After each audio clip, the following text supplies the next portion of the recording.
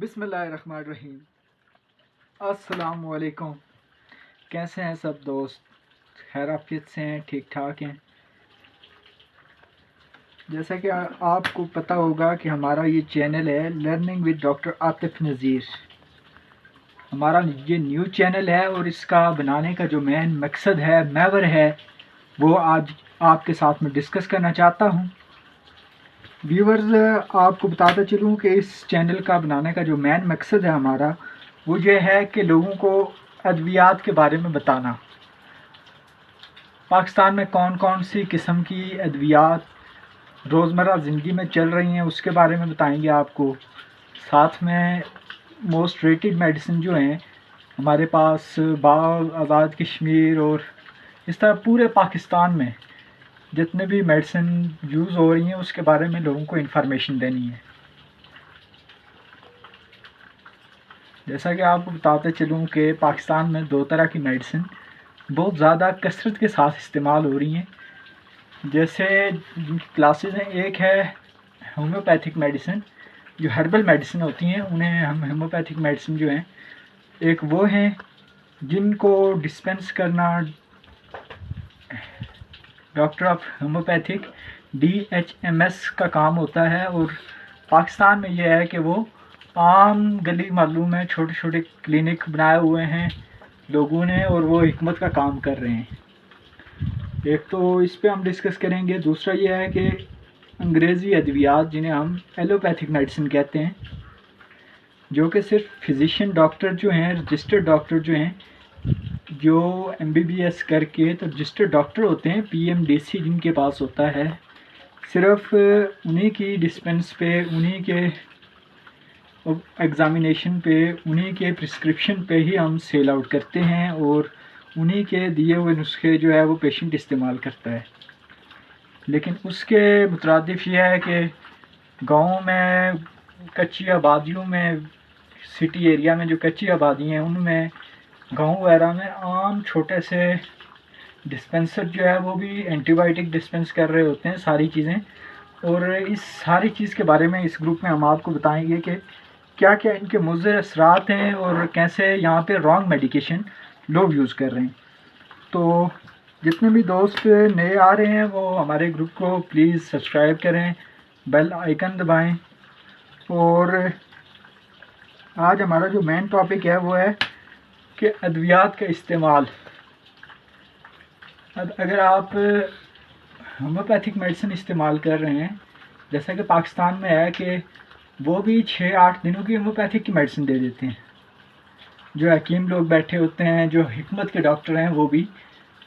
حالانکہ جو homeopathic medicine ہے وہ میکسیمم 1 منتھ سے اوپر کی میڈیسن ہوتی ہے، لانگ ٹائم میڈیکیشن جو ہے وہ ہومیوپیتھک میڈیسن ہوتی ہے، اور جو ایلوپیتھک میڈیسن ہے وہ ہوتی ہے شارٹ ڈیوریشن ٹائم ہوتا ہے اس کا، یہ زیادہ عرصے کے لیے نہیں استعمال کرنی چاہیے ہے۔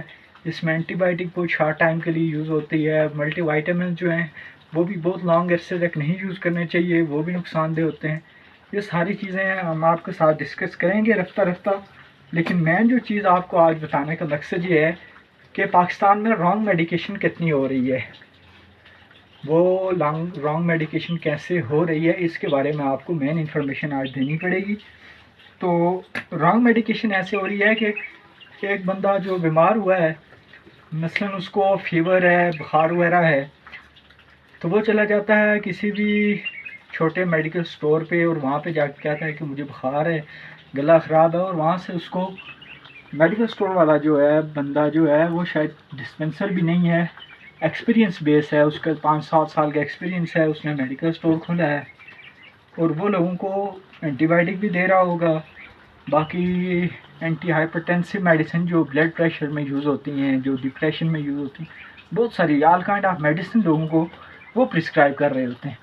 اس سے بھی پاکستان میں بہت سے لوگوں کو مزید بیماریاں جنم لیتی ہیں، اور ہمیں یہ کوشش کرنی چاہیے کہ ہمارا جو پرائمری کیئر ہے، جیسے ہمارا فرسٹ ایڈ ہوتا ہے، بیسک ہیلتھ یونٹ BHUs ہوتے ہیں، پھر اس کے بعد تحصیل ہیڈ کوارٹرز ہوتے ہیں، THQ ہیں، پھر اس کے بعد DHQ ہے، اس کے بعد ٹرشری کیئر جتنے بھی ہیں، تو وہاں پہ اس طرح کا پروسیس ہے پورا پاکستان میں بھی۔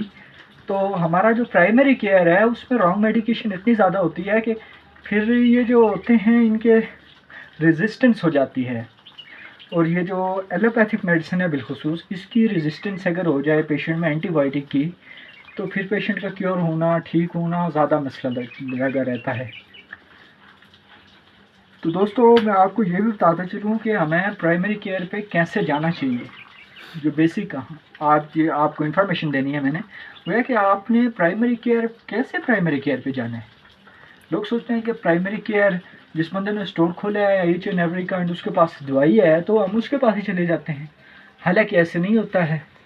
آپ نے یہ کرنا ہے کہ آپ نے دیکھنا ہے کہ آپ نے فرسٹ ٹائم اگر آپ کو تھوڑا بہت بھی مسئلہ ہے, گلا خراب ہے, کھانسی ہے, بخار ہے, یعنی انوائرمنٹل جو چینجز کی وجہ سے چھوٹا موٹا مسئلہ لگا رہتا ہے کھانسی بخار وغیرہ کا, تو وہ بھی آپ نے سیلف میڈیکیشن نہیں کرنی ہے. ایک یہ بھی پرابلم ہے کہ ہم سیلف میڈیکیشن بہت زیادہ کرتے ہیں, اور سیلف میڈیکیشن میں یہ چیز ہے کہ مجھے کھانسی ہے تو میں چلا جاؤں گا, اور یہ بھی ہوگا کہ میرے ایک دوست نے ہائیڈرلین پیا تھا سیرپ ایک کھانسی کا, میں آپ کو بتا دیتا ہوں. یہ ہے جی ہائیڈرلین سیرپ. اب اس میں یہ ہوگا کہ لوگ کہیں گے جی کہ میرے دوست نے یہ کھانسی پہ پیا تھا تو میں بھی یہی لے لیتا ہوں, اور یہ کیونکہ کیمیکل سنتھیسس ہے, اگر اس کا فائدہ ہوتا ہے تب بھی اس کے ساتھ نقصان تو ہوتا ہی رہتا ہے باڈی میں, اور اگر آپ کو اس کا فائدہ ہی نہیں ہے اور صرف نقصان ہے تو وہ تو بہت زیادہ اس کے سائیڈ ایفیکٹس ہیں. تو یہ ایک ہے سیلف میڈیکیشن کرنے کا طریقہ پاکستان میں جو زیادہ عام ہے کہ وہ فلاں بندے کو جی کھانسی تھی اس کو یہ سیرپ دیا ہے تو میں بھی وہی یوز کر لوں. حالانکہ سب کی کھانسی بھی سیم نہیں ہوتی, سب کی بیماری سیم نہیں ہوتی, اسی لیے ڈفرینٹ پرپزز کی میڈیکیشن ڈاکٹر لکھتے ہیں. تو ہمیں کوشش کرنی چاہیے کہ ہم سب سے پہلے تو جو رجسٹرڈ پریکٹیشن ڈاکٹرز ہوتے ہیں ان کے پاس ہی ہم نے جانا ہے, اس سے ہی چیک کروانا ہے. منیمم جو ہے MBBS لیول کے ڈاکٹر سے اپنا چیک اپ کروانا ہے لازمی, چاہے جیسے بھی ہو ممکن ہو آپ پرائمری کیئر پہ جائیں, لیکن کوشش کریں کہ سیلف میڈیکیشن سے پرہیز کریں. اس کے بعد آپ جو اسٹور سے یا فارمیسیز پہ جا کے میڈیسن لے آتے ہیں آپ نے استعمال کی تو اس سے بھی پرہیز کرنی ہے. آپ نے اس سے ایسے پرہیز کرنی ہے کہ وہ جو میڈیسن دیں گے وہ اپنے ایکسپیرینس بیس میڈیسن ہوگی. ان کو یہ بھی نہیں پتہ ہوگا کہ آیا یہ اس کے سائیڈ ایفیکٹس کیا ہیں, پیشنٹ کو سمٹم کیا ہیں, کیا چیز ہے, علامات کیا ہیں, پیشنٹ کو کون سی میڈیسن دینی چاہیے کون سی نہیں دینی چاہیے. تو اس طرح بھی رانگ میڈیکیشن ہو رہی ہیں. تو کائنڈلی آپ نے ایک تو سیلف میڈیکیشن نہیں کرنی. تمام دوستوں سے گزارش ہے پاکستان میں کیونکہ سب سے بڑا جو ایشو ہے اس ٹائم جس کی وجہ سے بیماریاں بہت زیادہ بڑھ گئی ہیں وہ یہ ہے کہ جی سیلف میڈیکیشن بہت زیادہ ہے, اس سے بھی پرہیز کرنی ہے. اور دوسرا یہ ہے کہ صرف مستند ڈاکٹر جو ہوتے ہیں جو رجسٹرڈ ڈاکٹر پریکٹیشن ہوتے ہیں ان سے ہی آپ نے چیک اپ کروانا ہے. تو آج کے لیے تمام دوستوں سے گزارش ہے کہ ہمارے چینل کو سبسکرائب کریں, بیل آئیکن کو دبائیں. تو آج کے لیے اتنا ہی ہے فی الحال. مزید آپ کو ہم بتاتے جائیں گے میڈیسن کے حوالے سے بھی, اور باقی ادویات جتنی بھی یوز ہو رہی ہیں اس کے بارے میں بھی آپ سے ڈسکس ہوتی رہے گی. بہت شکریہ, اللہ حافظ.